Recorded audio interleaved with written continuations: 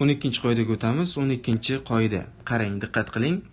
ABC uchburchak uchun AB teng AC ekan, teng yonli ekan va A3 dan balandlik tushibdi va balandlik ham tomonni teng 2 ga bo'libdi shunda va bilasiz, perpendikulyar tushadi. Va burchakni ham teng 2 ga bo'libdi, o'zi tushgan burchakni. Bu qanday, demak, shunaqa vaziyat bo'lyapti. Bu uchburchakning teng yonli ekanligiga bog'liq. Teng yonli ekanligidan uchburchakning uchidan tushgan balandlik ham bisektrisa ham mediana bo'lib qolar ekan.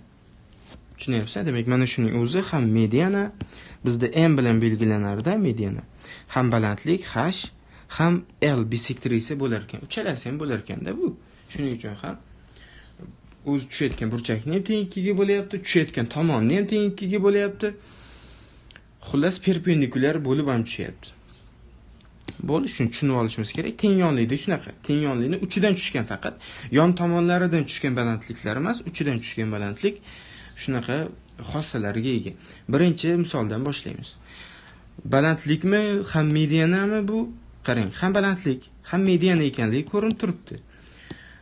Agar AB teng AC bo'lsa, AB teng AC bo'lishi ham shart emas hozir.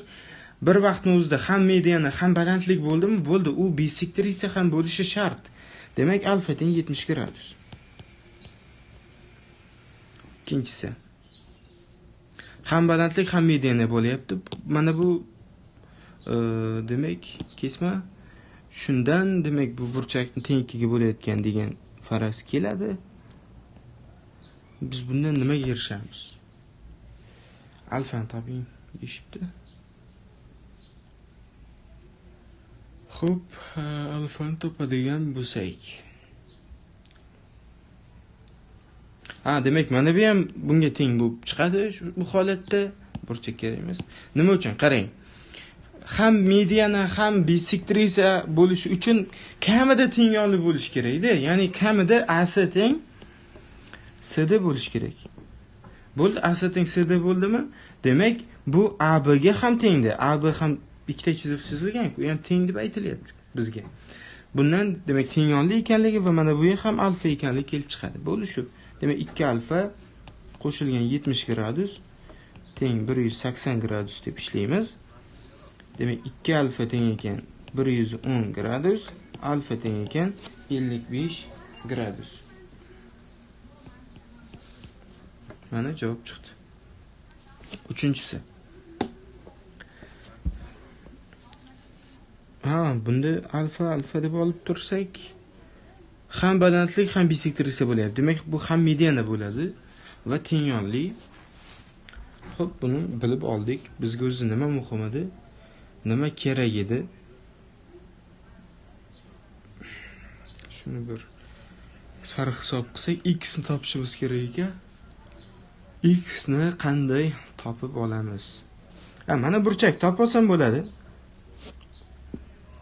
Bu nimadan kelib chiqqanini hozir tushuntiraman.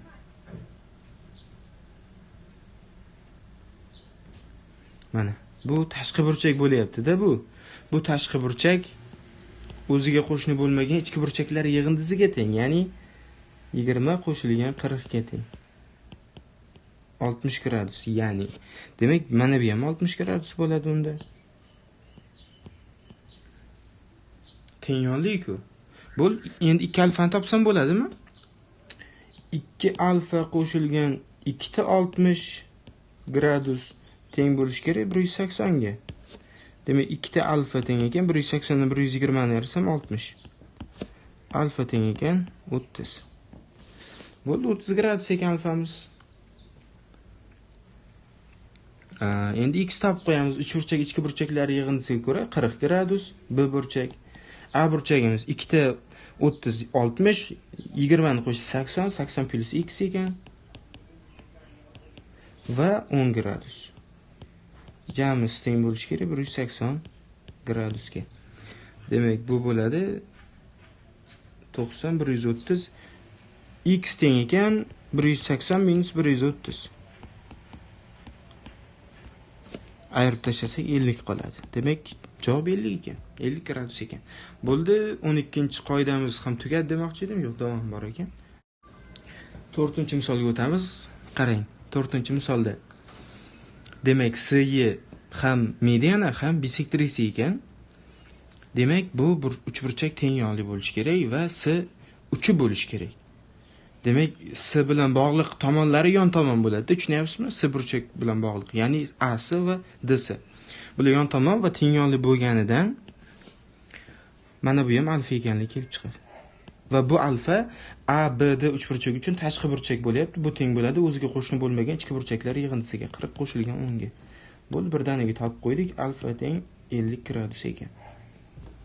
Bunaqa qiyin misol emas ekan, ha? Ko'rinish ba'zida misollarni qiyindek ko'rinadi, lekin o'zi oson bo'ladi. Insonlardek-da, ba'zi insonlar ko'rinishidan murakkab ko'rinadi, lekin o'zi sodda insonlar bo'ladi.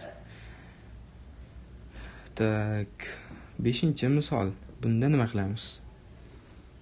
SY ni oladigan bo'lsak, u ham bisektrisa, ham davomi median ekan. Bundan demak SB teng SA ekanligi kelib chiqadi. Demak, mana bu ham 50 gradus bo'ladi. Shunda mana buni o'zi ham teng yonli bo'lishi kerak edi. Xo'p, bu bizga nima beradi? 50 gradus, 50 gradus. Qo'shsak 100. 180 dan 100 ni ayiramiz.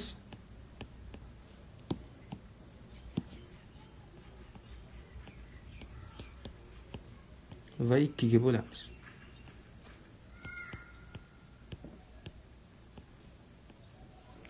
gradus. Demak, mana bular 40 gradusdan ekan. Jami 80 gradus. Xo'p, bu bizga nima beradi? Alfani topishimiz kerak ekan. 90 gradus ekanligidan. O'zi mana shuni 80 deb yozaversam ham bo'lar ekan. Birdaniga. 2 ga bo'lmasdan. O'zi bunda nima qildik hozir? Tushundingizmi? Tushunmay qolgan bo'lsangiz yana qaytadan aytaman. Ikkita asosin burchaklari 50-50 ekan, ikkita 50 qo'shilgan o'sha qanaqadir noma'lum gradusimiz teng 180 bo'ldi va bundan x topgandik. 80 gradus ekanligi kelib chiqdi. Bu mana shu. Tushundingiz-a? Endi bundan alfani topadigan bo'lsam, ADS uchburchagi uchun alfa teng bo'ladi 90 minus 80. Alfa teng ekan 10 gradusga. Bo'ldi, alfani topib oldik. 6-misol. Mana bu 90 gradus. Demak, 46 bo'lsa, mana bu burchagimiz. Qarang. Mana buni o'tkazishim kerak ekan. Shunda ham balandlik bo'lsa, ham bisektrisa bo'ladi. Mana bu ham 46 gradus bo'ladi. Bunisi 90 dan 46 ni ayiramiz, 44 gradus bo'ladi va mana bu ham shunda 44 gradus bo'lib qoladi. Teng yonli ham bo'lish kerak-da bu. Ancha masala oydinlashyapti. Endi alfani topishimiz kerak. Va mana bular ham teng bo'ladi endi. O'sha teng yonli bo'lgancha 44 gradus deyapmiz-ku. Unday bo'ladigan bo'lsa, mana bu ham alfaga teng bo'ladi. Bo'ldi, biz topib bo'ldik. Demak, alfa qo'shilgan ikkita 46 gradus 180 gradusni berish kerak. Demak, alfa teng ekan 180 dan ayiraman ikkita 46 ni 92. Demak, alfa teng ekan necha bo'ladi? Ayirsak 88 gradus bo'ladi. Mana javob chiqdi.